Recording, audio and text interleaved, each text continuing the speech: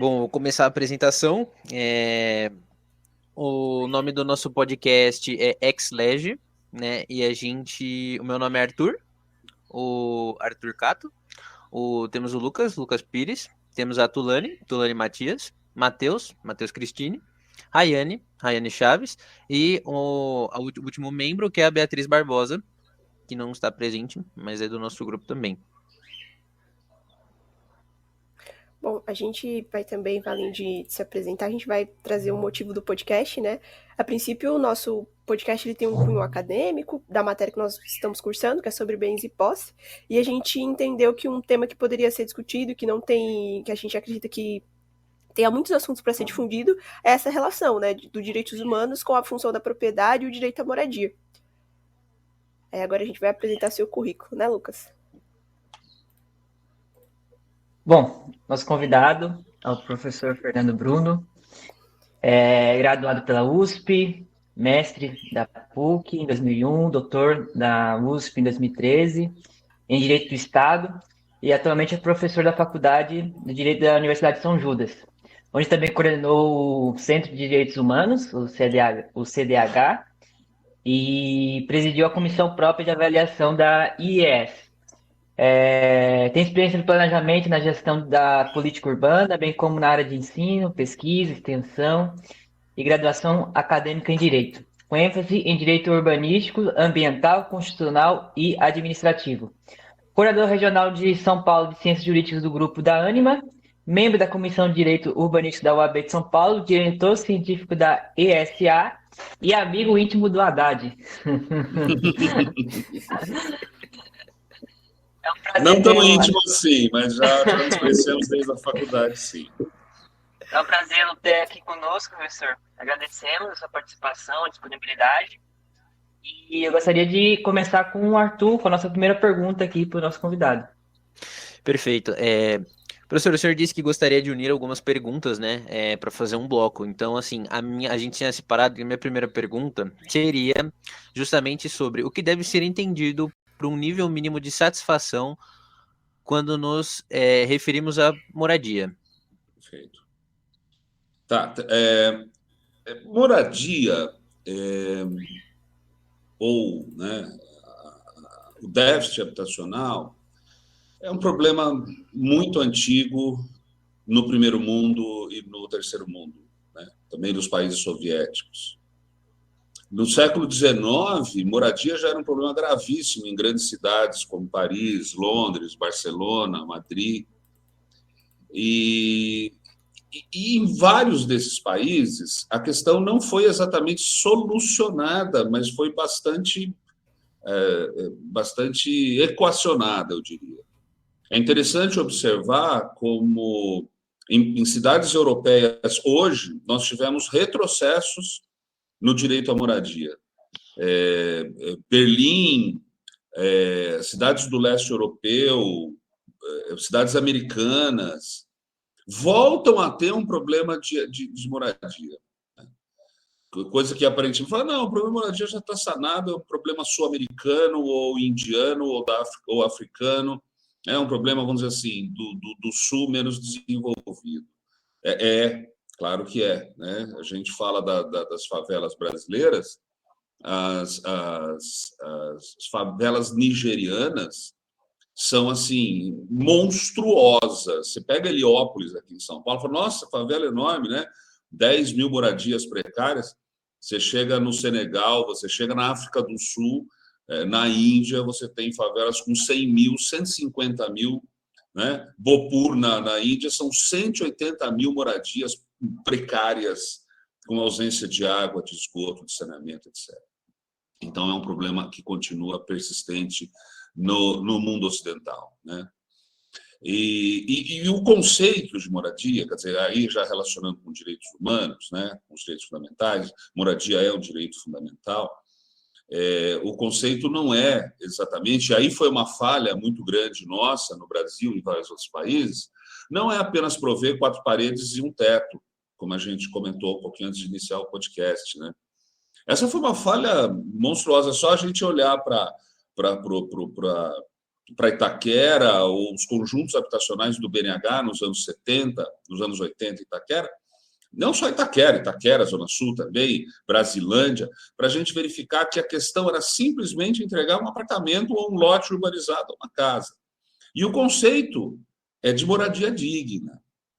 É o conceito de realmente uma moradia com segurança, mas também em regiões da cidade onde a pessoa e sua família têm acesso à água, a saneamento, a transporte, próximo dos locais de trabalho.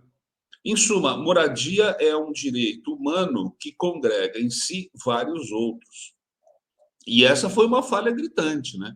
A cidade de São Paulo se espalhou muito em função de obras, CDHU, BNH, que não consideravam isso. E o Minha Casa Minha Vida, vou ser bem sincero para vocês, em vários momentos, ou na maioria das vezes, repetiu esse modelo, expulsando as pessoas para as periferias. Né? Indo fazer morar no extremo da Zona Leste, lá no Jardim Pantanal, né? E gastar 3 horas para vir para o centro trabalhar. Pois não, você queria falar, Arthur? Não, senhor, não, é o Lucas. Ô, Lucas. Eu queria, assim, até se os colegas permitirem, uma observação dentro desse mesmo tema, mas uma pergunta fora um pouco do contexto. Poderia dizer que as necessidades da moradia digna, ela se muda com o tempo? Porque, por exemplo, há 10, 15 anos atrás, talvez a gente não pensaria em um lugar com acesso à internet. Exato. Né? Excelente E hoje a questionamento. gente pode pensar nisso. Você poderia falar sobre isso? Claro, Lucas, mas faz todo sentido o que você está falando. Né? Quer dizer, eu acho que o modelo antigo já era falho, entendeu, Lucas? Mesmo naquele contexto dos anos 70 e 80, já era uma coisa falha, já era uma coisa errada. Mas se soma o que você falou, né? Soma-se, por exemplo, acesso às redes, né? As novas formas de teletrabalho, que são inevitáveis, claro que precisa de uma regulamentação um pouquinho mais digna, mas é uma realidade presente, né? Cada vez mais. É uma realidade presente também dentro das mudanças que você coloca, área verde, né? Ilhas de calor, por exemplo. Né? Nós temos regiões da cidade que a distribuição de áreas verdes na cidade é horrível. E a gente está num momento o quê? Mudanças climáticas. Né? Que é uma novidade também que a gente vai ter que enfrentar cada vez mais fortemente. E as mudanças climáticas nos obrigam, né, a pensar a moradia considerando que o clima não será o mesmo daqui 10, 15, já não é, né? Daqui 10, 15 ou 20 anos. Então, essas duas coisas, mudanças climáticas e as novas formas de relacionamento com tecnologia, também nos levam a pensar como é que é a moradia digna, né, nesse contexto que eu falei. O professor, só um gancho do que o senhor falou, eu acho interessante também, só um comentário, que esse negócio das ilhas de calor e mudança climática é uma coisa que a gente não consegue só observar no nosso país, mas sim no mundo inteiro. Uma vez eu vi um caso, inclusive é recente, eu acho que não foi no começo do ano. Eu conheço não pessoalmente, né, de internet, um casal que mora no Canadá e, né, feito por frio, casas feitas por frio, tudo mais. E eles relataram que bateu 40 graus. E assim, as casas extremamente quentes, porque tem que ter toda uma estrutura, para aguentar o frio. Janelas não abrem, então eles tiveram que ir para um hotel, e que mesmo assim o hotel não deu conta de sanar o calor.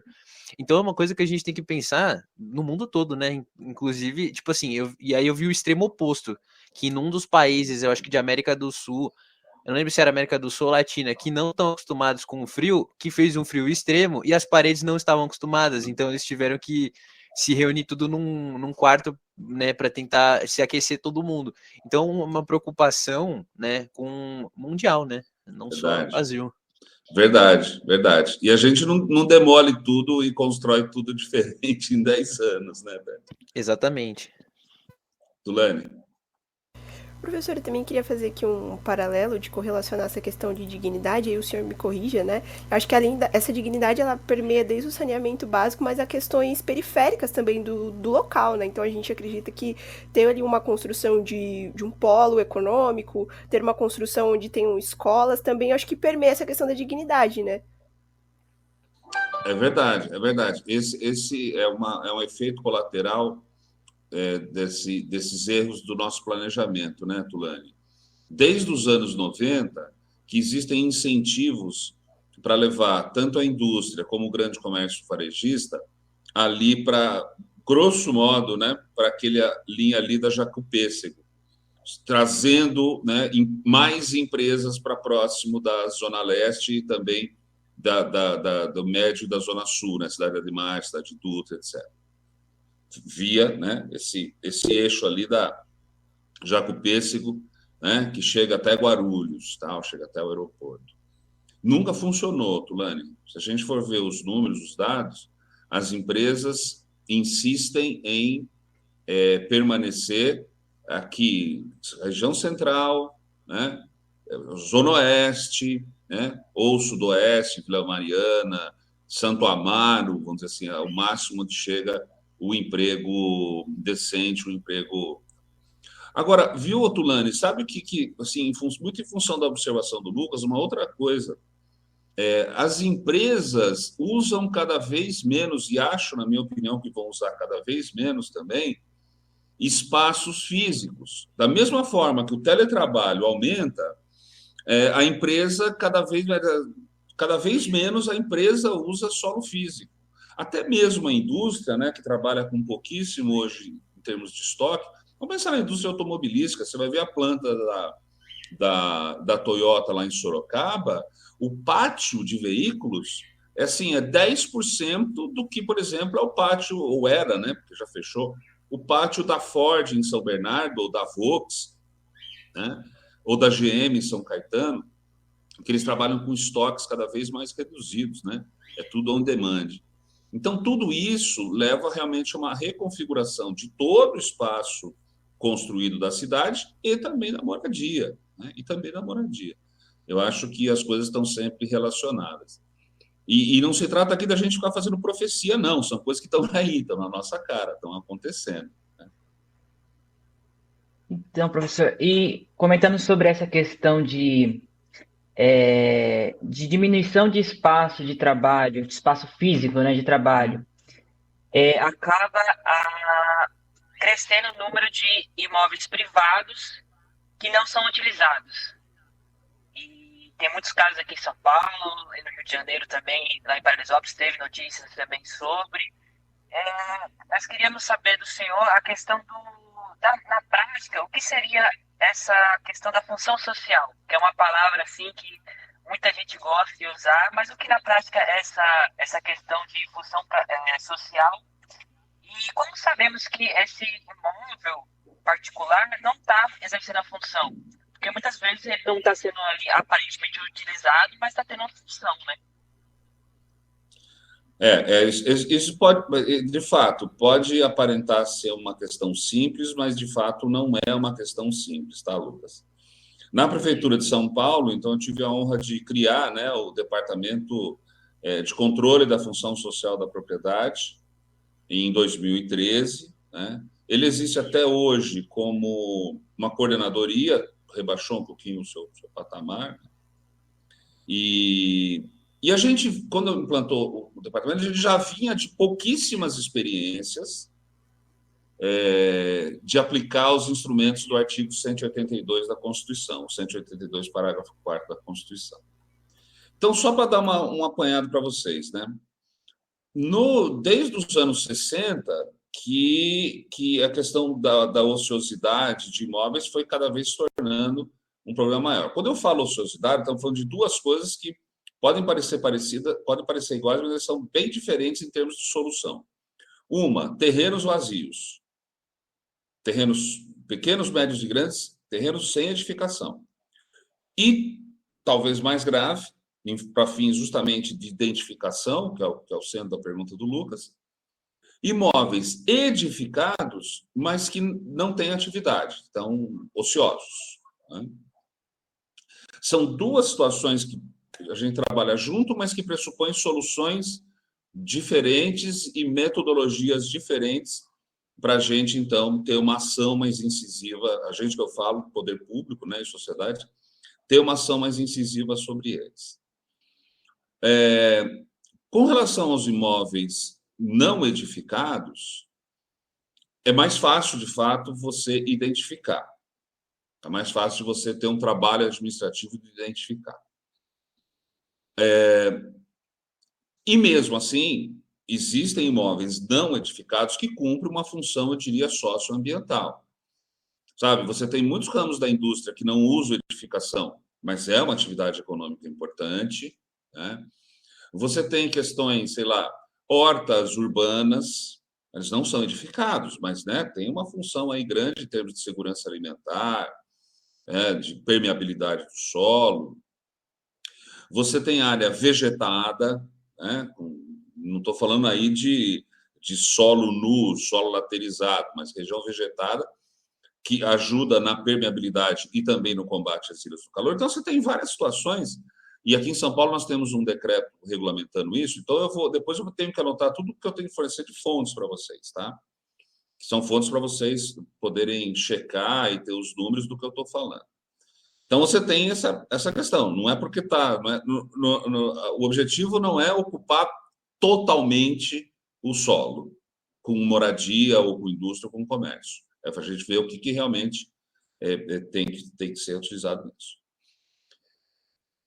Você tem o outro extremo, que é o imóvel já edificado para fins de moradia, para fins de comércio, até mesmo para a indústria, e que foi ficando o imóvel, ou a região onde ele estava foi perdendo atividade econômica, foi ficando insegura, as pessoas foram migrando de lá para outros bairros, né? Ou o próprio imóvel ficou, como se fala, quando ele fica ultrapassado, ele não comporta mais, né? Ele não tem mais condições de segurança mesmo, ou muito degradado. Esses imóveis, assim, na busca pelo espaço na cidade, eu vou falar para vocês, não tem muito vácuo, não. As pessoas acabam ocupando o imóvel degradado. A gente anda pelo centro, se depara com uma edificação, que você imagina, puxa, isso deve ter sido muito bonito há 30, 40, 50 anos atrás. Vidros quebrados, totalmente pichada, muitas vezes lacrado embaixo, né, com cimento. E tem gente ali morando, tem gente ali costurando, fazendo o seu artesanato.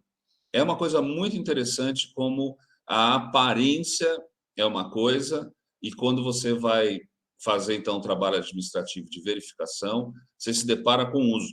Muitas vezes não é o uso que nós gostaríamos, mas os imóveis acabam sendo movimentos, né? A partir dos anos 90, muitos movimentos de moradia ocuparam, né? Cortiços. Então, o imóvel edificado, ele realmente é muito mais difícil de você aferir, de você constatar, e aí você fica naquela situação, olha, não é o uso que nós gostaríamos, mas aí é uma outra política, Entre 2013 e 2016, nós notificamos 1.360 proprietários de imóveis. Então, alcançamos e aí eu estou incluindo as duas coisas, né? Tanto os não edificados como os edificados.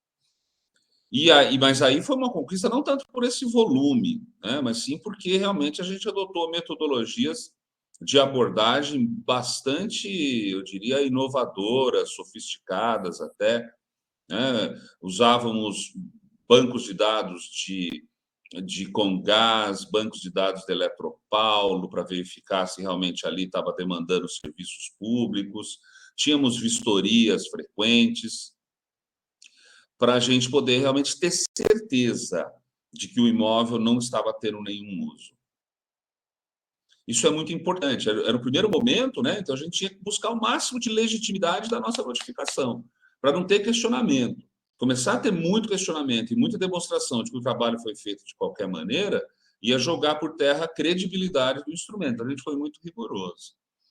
De lá para cá... Oi, pois não. Pode falar. Então, o trabalho maior seria para provar que não está tendo função social, né? Exatamente. Que tem que ir atrás de todo o trâmite, todos os arquivos, todos os dados. Isso, que deveria ser ao exatamente. contrário, né?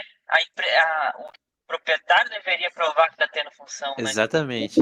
É verdade. Se vocês... Uma coisa muito interessante que o senhor falou foi de não perder a Verdade, credibilidade. excelente conclusão. É. De não perder a credibilidade, porque tem muita gente que não liga, né? Que acaba não fazendo e não liga. Mas é muito importante isso que o senhor comentou.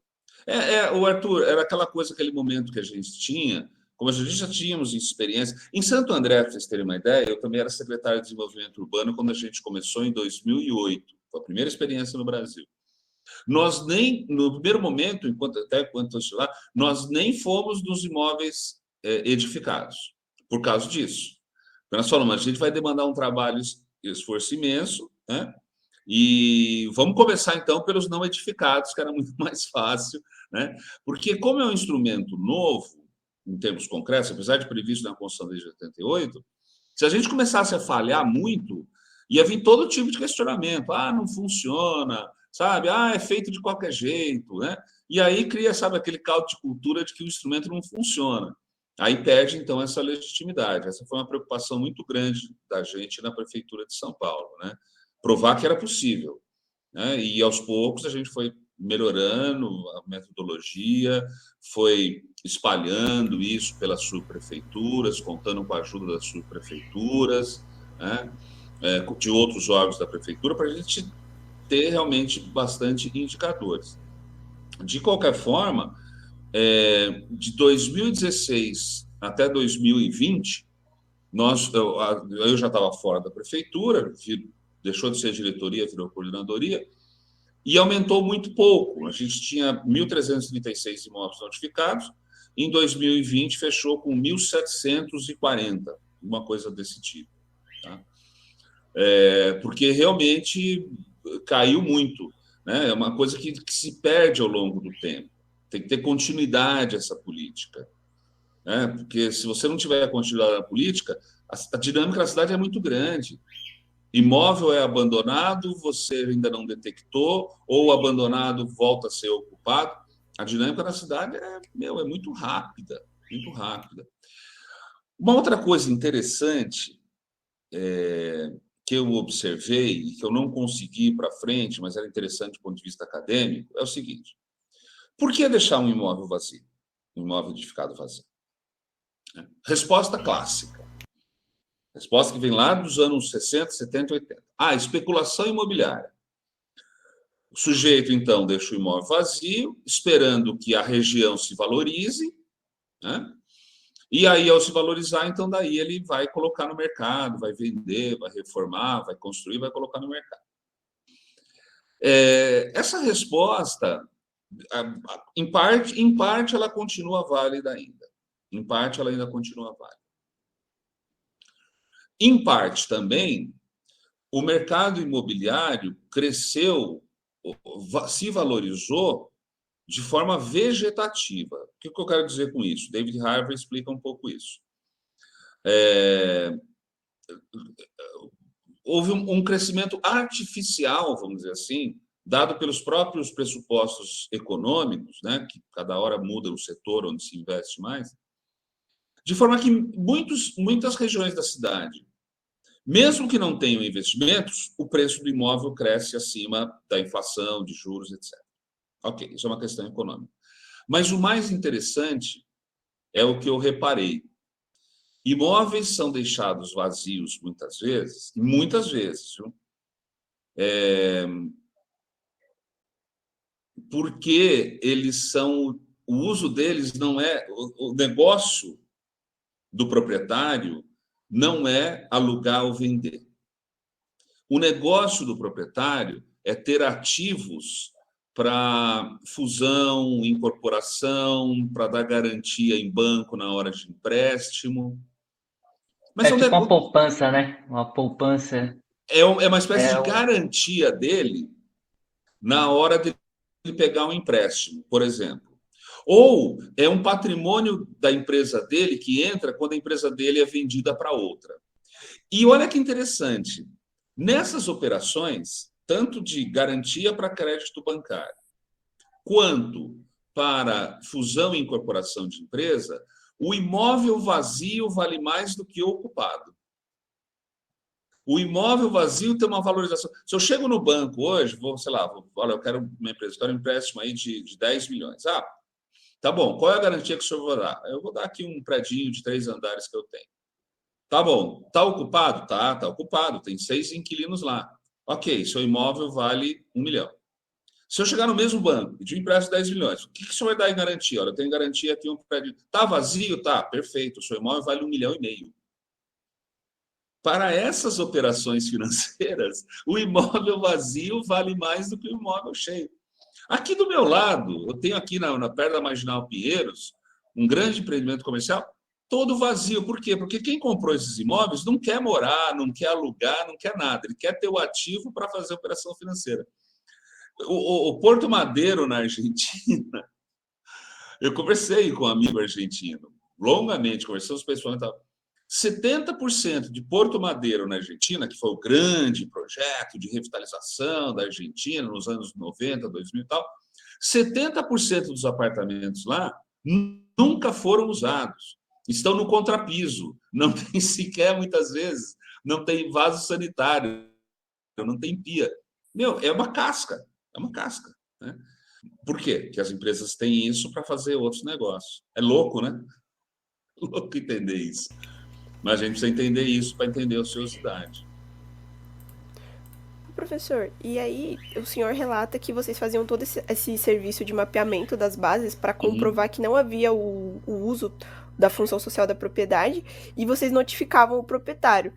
O que acontecia depois que o proprietário, às vezes, ele persistia em não dar essa função dentro da propriedade? O que era feito? Então, Tulane,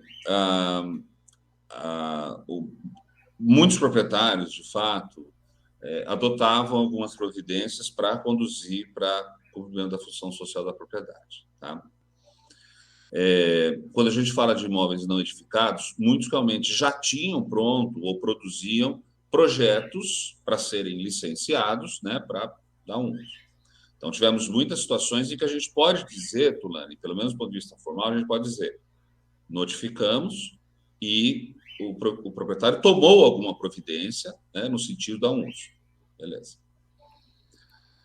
A regra da Constituição, do Estatuto da Cidade, do Plano Diretor, é que se ele não adotasse essas providências no prazo de 1 ano, então ingressaria no IPTU progressivo no tempo.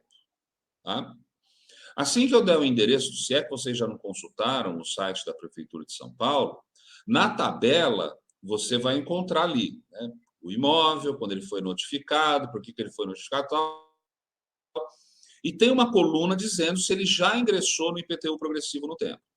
Então, quando vocês consultarem a tabela, né, ali no site da Prefeitura de São Paulo, vocês vão encontrar uma coluna com anotações onde deveria, atenção, deveria ter iniciado o IPTU progressivo no tempo, que é a segunda providência dada pela Constituição, pelo Estatuto da Cidade, tal. Quando o IPTU vai dobrando a cada ano, enquanto o proprietário não der uma providência. Tá?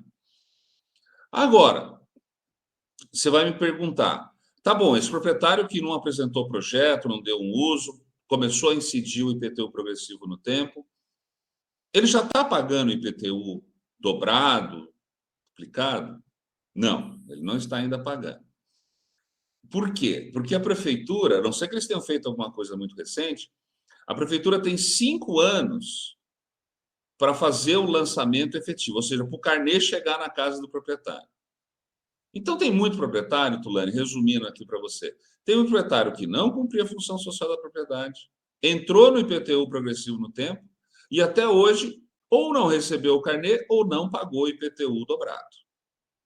Por isso é que eu falo que é um tipo da política que só ganha resultados depois de 10, 12, 15 anos.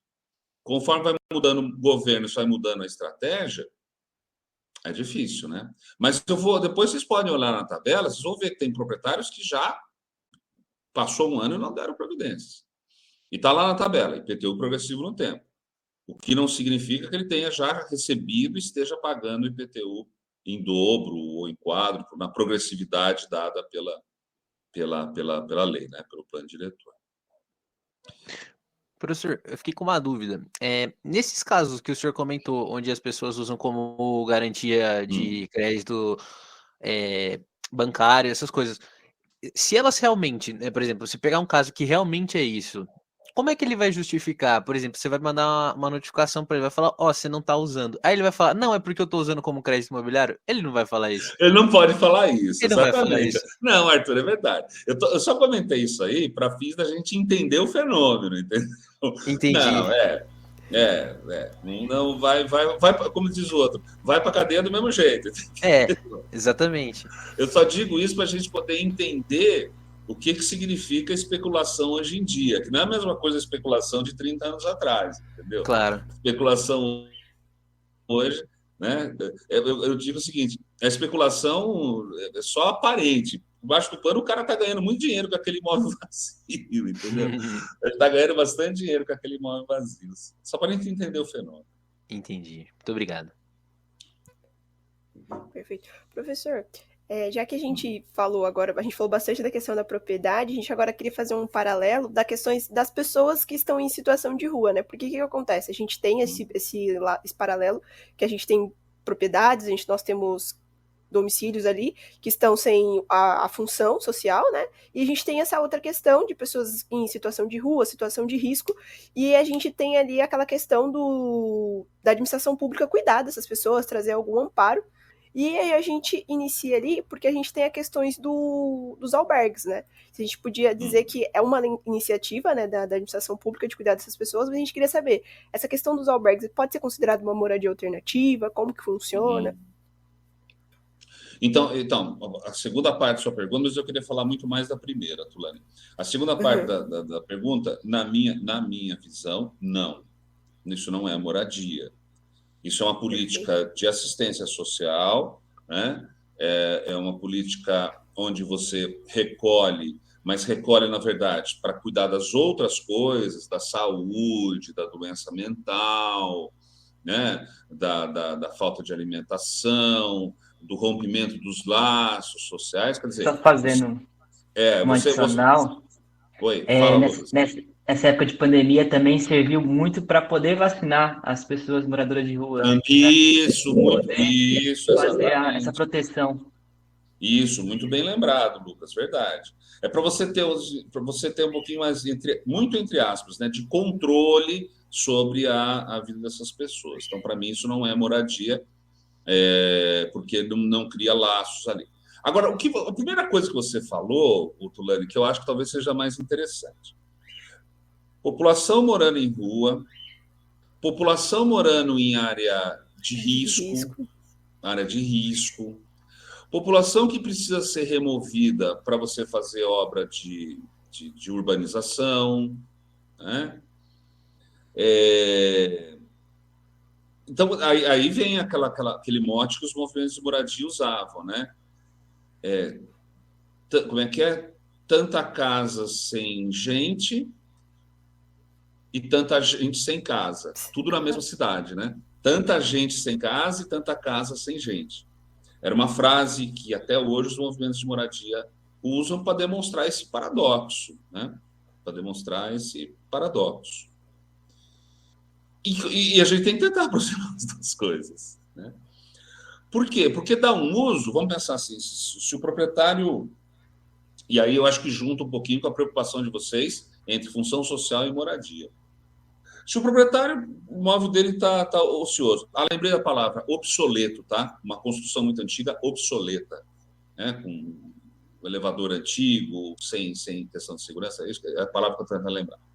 Mas tentar juntar essas duas coisas, né? Se o proprietário chegar, e muitas vezes isso acontece, e falar, olha, eu fui notificado, acabei de apresentar um projeto, está aqui o protocolo, um projeto de reforma, porque eu vou fazer ali um condomínio de alto padrão. Ou, né, eu pretendo fazer ali um condomínio de escritórios, né, de empresas. E eu tenho que falar o quê? Ele cumpriu a função social. Né? Mas se eu pensar, bom, mas função social é moradia, tudo bem, né? Eu tenho para mim, agora não fora do campo do plano diretor, eu tenho para mim que essa é a prioridade. Mas aí que tá, eu não posso determinar ao proprietário qual é o uso que ele vai dar. Eu tenho que exigir que ele dê um uso lícito, obviamente, mas eu não posso determinar qual o uso que ele vai dar. E então a gente tem que ter outras estratégias para fazer com que a habitação de interesse social seja um bom negócio. Eu não posso exigir, através da lei, que alguém construa habitação de interesse social. Nas EIs, na Zona Especial de Interesse Social, isso é muito interessante. Tem muita gente que já pesquisou isso.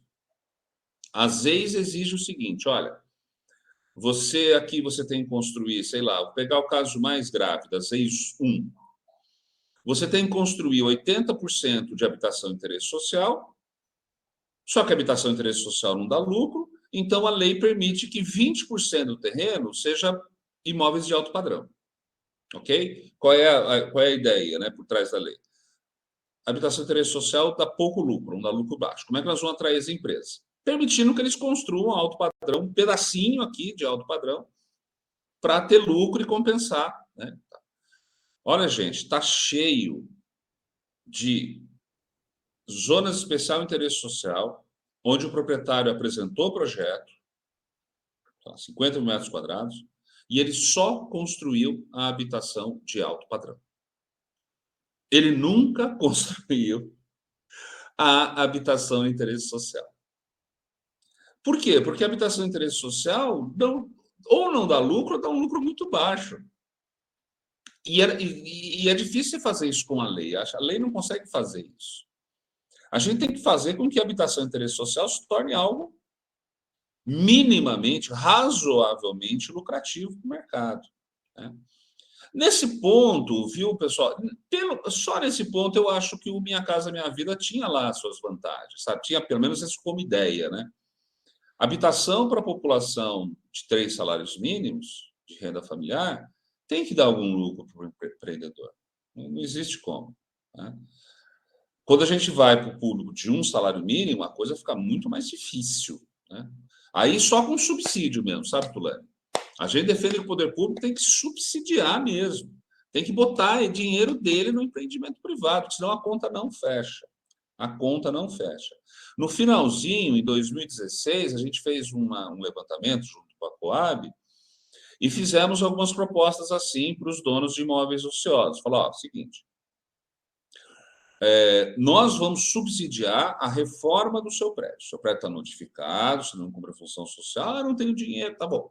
Nós, prefeitura, Coab, na verdade, né, vamos reformar todo o seu prédio. Nós vamos pagar o condomínio dos moradores. Dinheiro público, dinheiro meu, da Tulane, do Lutz, dinheiro do subsídio. E o senhor vai abrigar essas famílias por um aluguel de R$500. Por que R$500? R$500 é o auxílio que recebe, o auxílio que recebe as pessoas que são removidas, né, em obras de favela, que recebem o valor. Auxílio aluguel, né? O auxílio aluguel, que estava, não sei nem se aumentou, mas ele girava em torno de R$500. Aí o proprietário... fala, Tulane. Teve uma matéria no SPTV recentemente que eles fizeram ali um paralelo das regiões, né? A gente tinha regiões ali que eram ali de Barueri, essas regiões ali variava de 1 salário mínimo, e aí regiões mais para cá, Tapsirica, Taboão da Serra, era um valor mais baixo, entre a casa de R$500 a R$600. Então ainda dentro do estado a gente tem ainda esse desequilíbrio dos valores do auxílio aluguel. R$500 no centro de São Paulo, nas regiões da Zona Oeste, né, do Tatuapé também, do Médio Leste, o cortiço é R$800. Um quarto no cortiço é R$800. Tá? Não tem como a pessoa ter uma moradia digna. Nessas experiências, o proprietário falava, bom, se vocês vão reformar Se o condomínio vocês garantem, por 500 eu consigo fechar o aluguel. Então, veja que ele está bem no limite aí entre o interesse do particular e o interesse público, né? Está bem, assim, exatamente no limite. Porque não tem como, não tem solução para moradia que seja só mexer no mercado. É verdade que no auge do Minha Casa Minha Vida, 2010, 2011, 2012, as construtoras encheram de dinheiro, a verdade é essa. Nós estamos falando de um lucro razoável, nós estamos falando de algo, né, sim, equilibrado. Eles são capital, né, e capital estrangeiro, e capital que está na Bolsa de Valores, né, capital aberto. Né, as 11 irmãs que a gente chama, né, as maiores aí, elas estão todas na Bolsa de Valores. E na Bolsa, o que melhora a ação delas é fazer lançamento. Né? O investidor em Bolsa de Valores, aquele que investe, né, no tijolo, que a gente chama, que é a construção civil, ele vai ver os relatórios, pô, os caras estão lançando esse mês 2.000 unidades. Beleza, as ações vão lá para cima. Né? Então, o que eles querem é girar. Eles querem girar. E quanto mais giro, mais a ação dele na bolsa está crescendo. Né? Se ele fizer um IPO novo, esse tipo de coisa. Então é interessante a gente ver como essas coisas se conectam. Olha que eu estou falando aqui de mercado de capitais. Pô, a gente está falando de direitos humanos, né? Estou falando de direitos humanos. Mas eu estou falando de mercado de capitais. É porque aí tudo é ligado, né? Por exemplo, quanto mais investimento você recebe de terceiros, mais você consegue produzir. E aí você precisa dos números da empresa para que o investidor ele consiga investir cada vez mais e dar aportes maiores. Então tudo gira, tudo ligado. Eu respeito muito, Arthur, eu respeito muito mesmo. Quem ainda faz uma interpretação marxista, né? Quem faz uma interpretação marxista da coisa, sabe? O Estado. Eu respeito, mas a minha experiência profissional, a minha experiência como pesquisador, a minha, mostra que a gente não consegue, nessa perspectiva, a gente não consegue. Hoje, pessoal, se vocês procurarem hoje na Folha de São Paulo, saiu um artigo do Nabil Bonduque. O Nabil Bonduque escreve toda segunda-feira na Folha de São Paulo, e ele traz um dado que a gente já conhecia, né? A gente já conhecia desde 2016, mas um dado que as pessoas têm que parar para pensar. Até 2030, nós estamos em 2022, para suprir o déficit que nós já temos, tá? Para suprir, deixa eu ver se está com o correto. Ou seja, tudo que já ficou para trás em termos de déficit habitacional. Deixa eu ver aqui se ele usou o número correto. O Nabil, inclusive, que coordenou o Plano Nacional de Habitação em 2010. É uma grande referência para vocês. Tudo que vocês acharem dele no jornal, em obra, aí, vocês podem usar, que é uma fonte sempre segura. Deixa eu ver se ele usou o número correto aqui. Aqui. Está aqui. Tatuapé. Vamos ver aqui. Ele fala da diferença de densidade.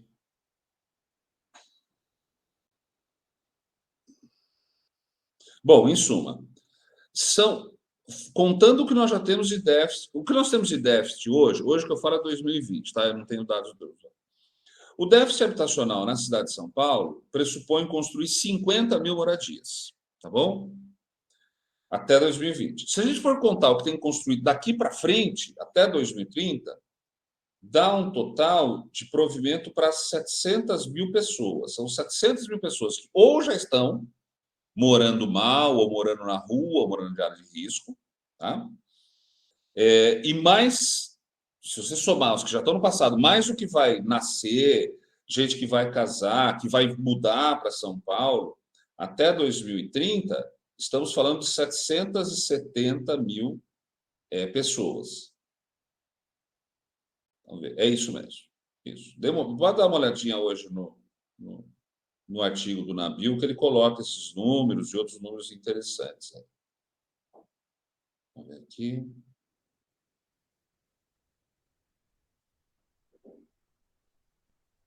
É uma desproporção muito grande, né, professor?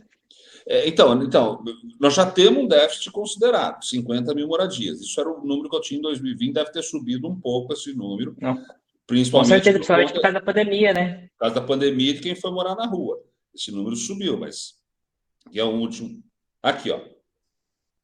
770 mil novas famílias que necessitarão de moradia até 2030. Então, nós estamos falando, na verdade, não é 50 mil, desculpa, era 70 mil, que já é o déficit, que a gente já está atrasado, e mais 770 mil até 2030. É muita coisa. E aí a gente tem que tomar esse cuidado. Quer dizer, além de ter que construir para todo esse pessoal, mais os novos que estão indo para a rua, que não conseguem pagar aluguel, né? O sujeito que casa tem filhos, e aí vai construir a laje, vai bater a laje, a segunda laje, a terceira laje, né, na casa do pai.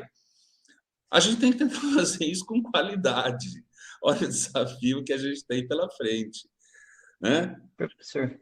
Porque se for para construir lá, sabe, lá no extremo da cantareira, para desmatar a cantareira e construir, aí constrói, mas pelo amor de Deus, não é isso, né? Aproveitando sobre essa questão dessa gravidade, né, e dessa desproporção de quantidade de investimento e de perspectiva de pessoas que ainda não têm uma moradia digna, né, como a gente mencionou, eu queria saber, assim, na sua opinião, porque, assim, eu sei que o senhor já participou já de diversos programas, iniciativas para conseguir tentar amenizar esse problema, mas eu queria saber, na sua opinião, que outras medidas a gente poderia estar fazendo, ou que a administração pública poderia estar fazendo, para poder proporcionar essa moradia digna, né, a mais pessoas. E hoje em dia é um grande problema, né? E querendo ou não, ao meu ver, quando você não tem uma moradia digna, você dificulta muito as outras coisas, né? Dificulta ter saúde, dificulta você ter uma economia estabilizada, dificulta você ter as pessoas com mais cultura. Então, que medidas a gente poderia tomar, ou a administração pública poderia tomar para poder estar melhorando essa situação? Sua opinião, claro. É uma cesta de medidas, né? A gente precisa ter... Primeira coisa que eu acho importante, a gente não tem uma articulação federativa, União, Estados e municípios, como a gente tem, por exemplo, com relação ao SUS. Na área da saúde, a gente tem um SUS, né, um sistema único, que tem zilhões de problemas, mas já tem uma história, desde 88, de tentativa e de avanços, retrocessos, mas, bem ou mal, no âmbito da saúde, você já tem uma articulação entre União, né, ainda que às vezes a União, em alguns governos, né, despreze o SUS, né, acha que o SUS né, como a gente viu, a gente está vendo, né? Mas, se você for ver ali entre os técnicos, entre, sabe, gestores mais profissionalizados, na área da saúde, o SUS funciona, União, Estado, município. Ok. Pelo menos isso existe no SUS. O primeiro passo era a gente ter uma articulação permanente também na área da moradia entre União, Estados e municípios. O que nós temos hoje? O que nós temos hoje é emendas, e inclusive emendas do orçamento secreto, que são distribuídos para estados e municípios a partir do quê? Dos interesses políticos dos parlamentares. Né? Então, acaba acontecendo, e já acontecia, acaba acontecendo, da moradia ser construída onde não precisa. E ela não ser construída onde precisa simplesmente pelo fato de que o parlamentar que patrocina aquele repasse da União é ser o território, a base eleitoral dele. Isso é um desperdício. Esse é o primeiro passo. O segundo passo é articular também melhor isso que eu falei, que o Minha Casa Minha Vida, infelizmente, não fez, como deveria ter feito. Gostariam de fazer, mas não conseguiram fazer.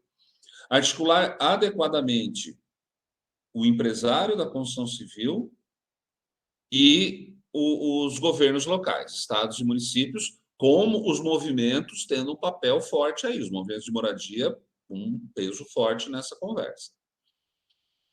O governo do Estado de São Paulo, ele tem apostado numa coisa que eu não gosto, eu gosto do conceito, não gosto como eles estão fazendo, que são as PPPs, as parcerias público-privadas na área da habitação.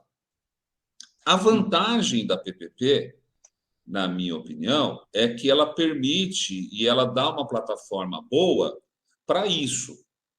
Subsídio do governo municipal e o profissionalismo das empresas de construção. Eu não gosto porque eu acho a margem de lucro muito alta. Eu acho a margem de lucro muito alta. Acho que o terreno deveria ser público e não do particular. Isso, há vários detalhes da PPP do Estado que eu não gosto. Mas a ideia me parece correta porque ela atende a esse princípio. Uma articulação entre as empresas da construção civil e o poder público, tendo como mira o quê? Atingir o interesse público no provimento de habitação. 74% desse déficit habitacional do Brasil todo, segundo a Fundação João Pinheiro, está na faixa entre 1 e 3 salários mínimos, gente. Quem tem 4 salários mínimos de renda familiar, 5, 6, bem ou mal, consegue ser atendido com moradia digna. A imensa maioria está na faixa de 1 a 3 salários mínimos. E esse pessoal não tem como pagar a prestação. Não tem como, sem comprometer a sua própria sobrevivência. Senão ele compromete a sua própria sobrevivência. Então, acho que essas duas coisas são o primeiro e mais importante. Uma articulação entre a administração pública e os governos das 3 esferas, mais ou menos no modelo do SUS, claro que moradia é outra coisa, mas com a mesma ideia. E uma articulação permanente, constante, obrigatória entre construção civil e os governos locais, ou esse sistema, ou a prefeitura e município, mas uma organização permanente e obrigatória. Eu acho que, assim, deveria ser obrigação de uma empresa que se dedica à construção civil estar fazendo parte dessas iniciativas, de uma maneira ou outra. Nem que seja ajudando com dados, nem que seja ajudando na comercialização de imóveis. Tinha que ser, como é obrigação dos hospitais que estarem articulados do SUS, ser obrigação das empresas da construção civil estarem articuladas no combate ao déficit de moradia, assumindo compromissos, sabe, realizando obras, cedendo terrenos, qualquer forma. Existem bilhões de formas aí que eles participarem. Oi, Tulane. Professor, você acredita que... Uma pergunta, né? Se você acha que o sistema cooperativista pode ajudar também? E uma outra questão seria, além dos insumos de subsídio, você acha que isenções fiscais ajudariam como um incentivo para essas construtoras, né, que a gente já conhece, para terem mais vontade de construir para essa galera de 1 salário mínimo a 3 salários mínimos, porque é aquilo que o senhor já falou, os outros métodos abrangem salários maiores, a gente sabe disso, a gente vê bastante, né? Mas essa galera mesmo, essa condição familiar de 1 a 3 salários mínimos, se esse tipo de iniciativa pode ajudar, a questão cooperativista e alguns incentivos fiscais também. Boa questão que você levantou, Tulane, porque alguns dos em países menores, tá? Mas alguns dos exemplos de solução habitacional passaram pelas cooperativas. Aqui na América do Sul, Uruguai, Argentina, Colômbia em tempos mais recentes, Colômbia, a partir da pacificação da Colômbia, África nenhum, mas vários exemplos em estados. Nós temos vários exemplos no mundo, Tulane, sempre em dimensões menores, claro, em que a solução para a moradia, a partir dos anos 50, 60, 70, passaram pelas cooperativas. E nós tivemos tentativas aqui no Brasil também, tivemos várias experiências aqui no Brasil, né? Sindicatos criando cooperativas, ou cooperativas partindo de próprios moradores de comunidades, criando as suas cooperativas. Eu acho que ela sozinha, no país das dimensões do Brasil e com o tamanho do déficit brasileiro, Tulane, eu acho que a cooperativa por si só não é a solução. Mas tem que ter um papel importante nesse arranjo que eu falei. nesse arranjo entre construtoras e poder público, as cooperativas têm que ter um papel diferenciado, eu concordo plenamente com você. A autogestão, o mutirão, né? A gente está falando de cooperativas, está falando todas as formas de arranjos populares para a solução própria da questão da moradia, né? Teve muita gente que aposta ainda, e eu acho que é uma aposta legal, na autoconstrução orientada, com assistência técnica, né? Nós temos uma lei, a Lei 11.101, que é a lei da assistência técnica, né? Para habitação de interesse social. Então, eles têm orientação de engenheiro, de advogado, para as questões cartorárias. Você tendo um apoio forte para a autogestão, para a cooperativa, para o mutirão, é uma parte, mas não é a única. Não dá para a gente, como o Uruguai fez, apostar, jogar tudo nisso. Mas realmente tem que dar um destaque forte. Com relação a benefícios, Tulane, eu diria para você o seguinte. Eu acho que o que já tá dado hoje, isenção do ITBI na primeira aquisição, né, que está na legislação do Minha Casa Minha Vida, IPTU em faixa mais reduzida quando você constrói habitação de interesse social. Em termos de incentivo fiscal, eu acho que o que nós temos hoje é suficiente e para as construtoras também é suficiente. Tá? As construtoras não pedem isso. Não é esse tipo de incentivo que as construtoras pedem, fiscal. O que eles têm já está bom para eles. O que eles querem é maior giro de capital. Por conta daquilo que eu falei anteriormente, né? Porque isso valoriza as ações dela no mercado de capitais, tanto brasileiro como internacional, e ao aumentar o valor das ações, elas estão ganhando dinheiro também de forma indireta, né? Isso valoriza. Espera um pouquinho. Esse giro, né? Lhe dá mais crédito bancário, né? Então ela tem mais facilidade para crédito bancário, quanto mais ela gira. Então, o que as construtoras querem, Tulane, é um pouco quero Minha Casa Minha Vida. Por isso que eu falo que Minha Casa Minha Vida atendeu muito ao interesse dessas empresas. Por quê? Porque o que elas estão preocupadas em lançar 2.000 unidades, sei lá, em um ano. Elas vão ter, mesmo que sejam unidades mais baratas, elas vão ter muito mais lucro do que se estivessem lançando 500 unidades mais caras. É o giro que elas querem produção em massa. Então, elas querem ter condições de fazer muitos lançamentos. E, para isso, elas precisam do apoio do poder público numa coisa que há anos elas reivindicam. Rapidez na aprovação. Rapidez na aprovação. Quando eu estava aqui em São Paulo, mas já em Santo André, eu chegava no pessoal ali de aprovação e falava: você já despachou o processo? Ele falou: não, Fernando, fica tranquilo que a semana que vem eu examino o projeto. E tá bom. Eu brincava com eles, né? Você sabe quanto você desvalorizou as ações das empresas nessa semana? Como assim? Eu falei, uma semana mais de aprovação, a ação da empresa vai fazer isso aqui. Aí a gente entrava no papo, na brincadeira. Então, eu acho que é isso que eles querem, sabe, Tulane? Eu acho que as consultoras... Acho não, eles falam isso para nós, né? Nos encontros que a gente tem, Secov, Sinduscom, quando eu vou dar palestras, essas coisas. Depois a gente fica conhecendo, a gente conhece muitos deles, a gente conversa. Eles falam, nós queremos, não é incentivo fiscal, nós queremos apoio para aprovar rápido os nossos empreendimentos e para lançar, portanto, fazer muitos lançamentos rápidos. Quanto maior a rapidez, mais a gente vai ganhar dinheiro. Tá? Eles gostam da notificação de imóveis ociosos, viu, pessoal? Os empresários, todo mundo falava antigamente, o pessoal do capital vai achar ruim, vai fazer nada. Quem é do capital produtivo, como construtora, adora notificação para cumprir a função social da propriedade. Eles adoram, aplaudem, apoiam. Eu lá quando estava na prefeitura, eles me procuraram, o que você quer? O que você precisa? Quer ajuda? Você quer que eu ajude a falar com alguém? Por quê? Porque quanto mais eu notificasse, o departamento mais notificasse, mais esses terrenos seriam colocados no mercado, né? E eles poderiam adquirir por um preço bom, competitivo para eles. Então, eles adoram isso. Então, não é benefício fiscal que eles querem. Eles querem coisa, sim, mas não é benefício fiscal, tá, Tulane?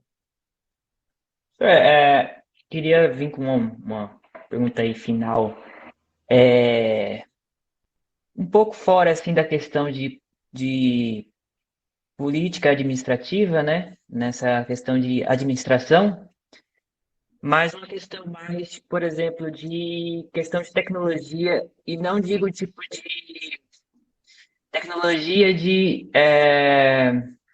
virtual, mas tecnologia de como se constrói a casa. Porque Perfeito. hoje no Brasil a gente tem uma forma de construir, né? Acho que cimento, tijolo, viga, etc, etc. E se a gente for comparar com outros países, e aí países de primeiro mundo, né? É bem diferente. É. Tem casas que são construídas assim, até sem vigas, que eu já vi.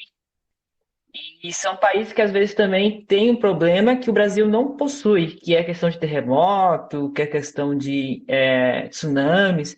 Você acredita que precisaria de uma atualização, assim por dizer, nessa questão de como nós construímos as casas? Boa questão, Lucas. Boa questão. Bom que vocês estão com o espírito crítico afiado. Muito bom isso. Fico muito feliz de ver. Verdade, Lucas. Aspecto importante. Tem até já impressora laser, né? Casa construída por impressora laser. Você leva aquela impressora gigante para o canteiro de obras e aí vai tudo na impressora, feito ali na hora. Não tem nem que ficar transportando a terra de um lugar, o cimento de outro. Eles fazem um transporte, só chega tudo no canteiro de obras, mas impressora laser monstruosa, assim, e que vão Em já 48 horas ainda, né? produzindo. Exato. E já né? De fato, nós temos grandes exemplos aqui no Brasil. O IPT, o Instituto de Pesquisas Tecnológicas aqui da USP, é uma boa fonte de inovação na área da construção civil de moradia, muitas experiências interessantes. O Sinduscom financia e tem laboratórios em parceria com outras universidades, a UFMG de Minas Gerais, o Sinduscom lá de Minas Gerais, o Sindicato da Construção Civil, né, lá de Minas Gerais, tem parcerias importantes. E eu não sou da área de engenharia, mas pelo que eu sei, nós já crescemos muito nos últimos 30 anos. Num primeiro momento, com materiais de baixa qualidade, a questão era só custo, e hoje a gente já tem reuso, né, de rejeito de material de construção civil muito forte, grandes britadeiras transformando isso em grãos e depois em bloco, né, já temos isso aqui. O que eu observo, Lucas, assim, nós estamos de uma maneira muito defasada no Brasil. São Paulo, Minas e eventualmente Rio de Janeiro, as novas tecnologias já estão incorporadas pelas principais construtoras. Sim. Quando você vai, mesmo região sul, mas Nordeste ainda não, fazer uma construção barata e com qualidade ainda é mais difícil no Norte, no Nordeste, no Centro-Oeste e mesmo no Sul do que São Paulo, Rio e Minas. São Paulo, Rio e Minas já é uma coisa, estou dizendo, quase que corriqueira. Outra coisa, Lucas, a construção ambientalmente sustentável. Quer dizer, Sim. além de a tecnologia nova fazer mais rápido e mais barato, fazer de forma que seja sustentável. Hoje se fala muito de casa verde, né? Hoje em dia, no meio dessa questão de engenharia. Exatamente. O uso da matriz energética, né? Usar cada vez mais a solar, né, como fonte principal. Mudar os projetos para incentivar as pessoas a terem carro elétrico e bicicleta. Quer dizer, a exigência de bicicletário, tantas vagas de bicicleta por unidades no condomínio, aqui em São Paulo começou há 2 anos atrás. Então, é a mesma história da ciclovia. As pessoas só vão comprar a bicicleta e usar a bicicleta depois que você der o incentivo, e não antes. Então, quando você coloca a ciclovia segura, demarcada e tal, as pessoas falam, agora dá para eu comprar uma bicicleta. A mesma coisa com relação à construção. Você vai comprar uma unidade, olha, o senhor tem direito aqui a uma vaga de carro e a 2 vagas de bicicleta. Então tá bom. Então, já que eu tenho bicicletário, então eu vou comprar a bicicleta e vou usar, né? Sabe uma coisa que a gente avançou bastante, pessoal? Eu assim, tenho que admitir, na construção civil, e aí é méritos do poder público, a gente estudou muito isso, mas também méritos da construção civil das empresas. 2 coisas, na verdade. Permeabilidade do solo, né? Que é um problema gravíssimo, que a gente foi pavimentando essa cidade, essa região metropolitana, né? E aí não adianta, quando chove, cada vez chove mais, por causa da mudança climática, vai encher todos os córregos mesmo, as enchentes vão destruir. Eu acho que a gente melhorou muito em termos de permeabilidade. Nós já temos hoje pisos baratos, acessíveis, e que têm uma porosidade de 70% a 80%. 70% a 80% da água que cai na chuva nesse solo é drenado. Nós já temos isso. Entendo. E outra coisa que a gente melhorou bastante, e também acho que é mérito da construção civil e também do poder público e das instituições como o IPT, é a recuperação de áreas contaminadas. Sabe, o solo contaminado, que nos anos 90 todo mundo arrepiava o cabelo, hoje já tem tecnologia muito boa, barata, para reaproveitar o solo contaminado. Tá? O meu condomínio aqui era uma antiga fábrica de fertilizantes, aqui onde eu moro, né? Então, eu vejo ali como é que foi feito, né? Como é que foi feito a retirada do gás e dos outros resíduos nocivos à saúde que estavam no solo aqui, né? Eu vou lá, inclusive, eu cobro o condomínio, né? Vocês já limparam o filtro esse ano aqui, por favor? Porque ainda tem um pouco de gás aqui embaixo, viu? Eu cobro da minha síndica aqui. Não, tá tudo certo, tá tudo monitorado. São 2 coisas que a gente avançou bastante, né? Então, você está coberto de razão, Lucas. Quando a gente fala tecnologia, não é só rede, né? É tecnologia também de continuar mexendo no mundo real dessa maneira. Muito bom. Então, professor, não sei se algum dos colegas tem mais alguma pergunta, mas acredito que foi muito proveitosa essa nossa conversa. Até peço escusas pela mudança um pouco de assunto no fim da Imagina. última pergunta, mas por mim eu acho que foi bem satisfatória essa conversa, deu para a gente apontar o que a gente queria mesmo relacionar, né? Que era o direito à moradia com o direito humano. Sim, sim. Alguém tem mais alguma pergunta? É um tema que daria para conversar bastante tempo, assim, muitas horas e horas e horas, mas como a gente tem que delimitar o negócio, infelizmente tem que ser mais corrido, mais dinâmico, assim. Mas tava tão gostosinho que daria para ficar conversando tempos e tempos aqui. Eu vou mandar algumas coisas para vocês. Vou mandar o link lá para as tabelas da Prefeitura de São Paulo, elas são públicas, né?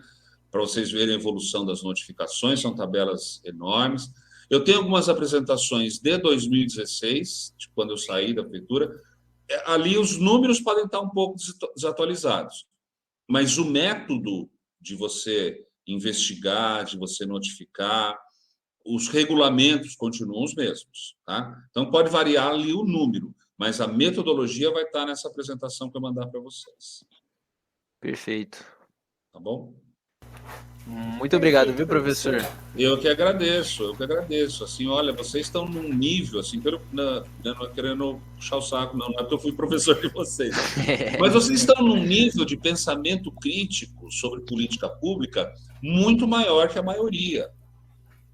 Então, eu fico muito tranquilo de vocês estarem informados indo para uma empresa, porque eu sei que o nível de diálogo que vocês vão ter com os administradores da empresa, com os técnicos da empresa, com outros advogados, com engenheiro, com economista, com geógrafo, com médico, o nível de vocês está muito alto, muito bom, sabe? Eu tenho certeza que vocês, na vida profissional, já vão começar num patamar muito maior do que a maioria dos colegas. Parabéns. Agradecemos muito, professor, e obrigado de verdade. Acho que o senhor foi muita inspiração, né? Para todos nós também. Com certeza. Com certeza. E continuamos juntos. Eu mando para a Tulane esses elementos, tá? Essas fontes. Perfeito, professor. Perfeito. Bom? Muito obrigado, professor. Tchau, tchau. Boa semana, professor. viu? Obrigado, Boa semana, professor. Tchau. viu? Você também. Valeu. Obrigado.